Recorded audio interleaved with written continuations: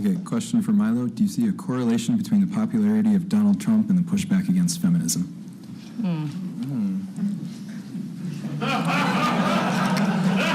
Now, you see, this is complicated by the fact that I call Trump Daddy.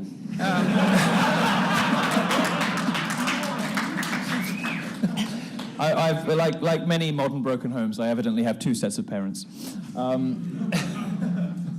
No, I think that much of what's going on the progressive left, the movement away from evidence and the movement toward a sort of weird, ugly, nasty, sociopathic, bullying horror show against anybody who, doesn't have a claim to victimhood. Certainly people are a bit sick of that, and Donald Trump has become emblematic of a sort of guerrilla resistance. Now, Donald Trump supporters come in many flavors. The ones that I know the best, and the one that I would call myself, are the sort of dissident, alternative, free speech-loving mischief makers who see a lazy, ossified establishment which doesn't tell the truth anymore and bullies some groups in what are simply outrageously and outright sexist ways. I mean, look at the sort of applause you'll get on the left for saying things like masculinity so fragile on a recent feminist hashtag, or kill all white men, or I bathe in male tears. This is outright hatred. It is nasty, bitter, vicious, gender-based hatred. It's horrible, and it comes from an establishment that has made it open season on certain sections of society. I think that's wrong. When you make it dangerous to respond to hatred like that without endangering your job, your friends, your life, you create the conditions for people like Trump to appear, people who will say what they want, will be brash and open and forthright. And you may not agree with all their policy prescriptions, but you can at least enjoy the spectacle of them annoying all of the worst people in the world.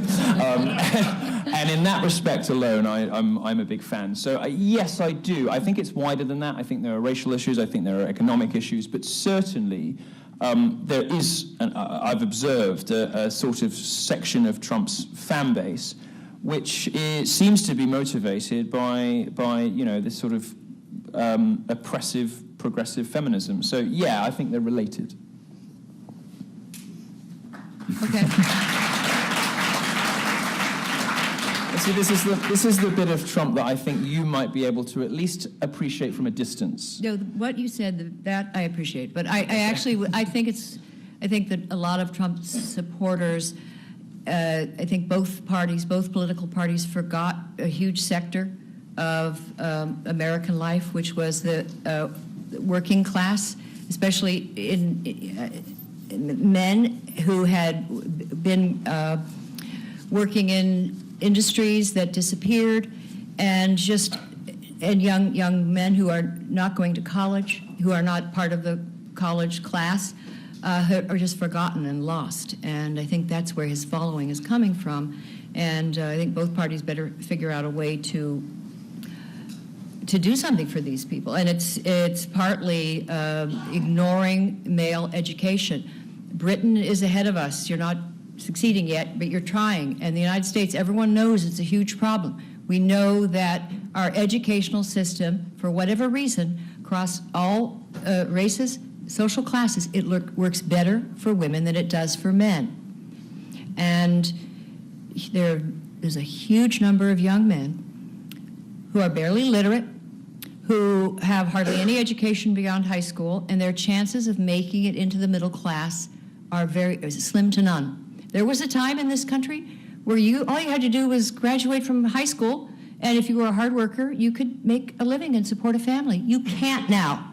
And American economists and politicians should have paid attention to that and found ways to strengthen our educational system and engage those young men in education and bring them, into the economy. They didn't do it. And so we have a lot of young men who are not going to find a place for themselves in the information economy. And I think those are a lot of the Trump supporters.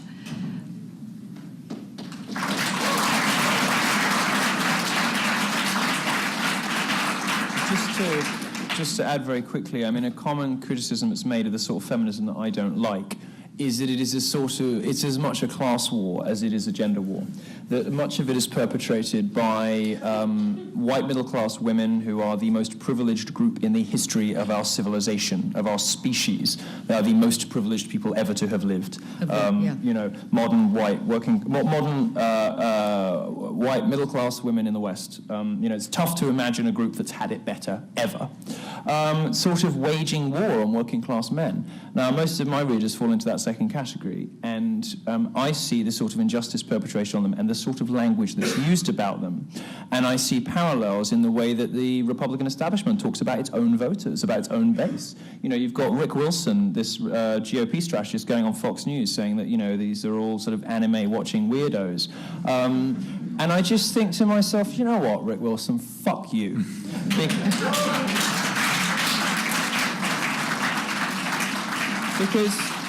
Because I might not dress like those guys, and I might not have the same accent as the people you're talking about, but you're basically talking about me too. Because I don't like the establishment very much. I'm not, a typical member of the middle classes. I don't have lots of media friends and all the rest of it. I've sort of given that up because I don't like what goes with it. I don't like lying for a living, which you have to do if you're a journalist in a mainstream publication these days. And I just thought to myself, if this is how party establishments talk about their own base, is it any wonder that powers like Trump are rising? And I see feminism in very much the same way.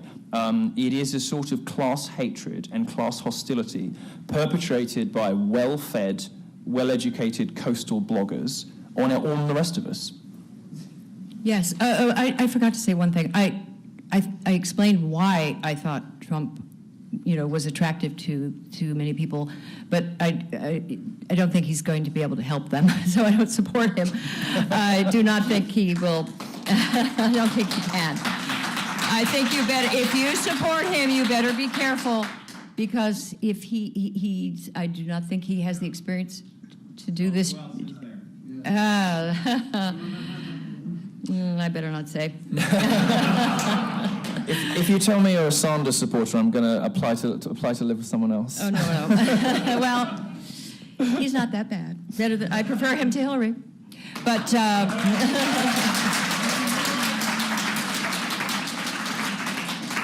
prefer a small paper bag to Hillary. Now. I'd rather elect an orange into the White House than Hillary Clinton. Dr.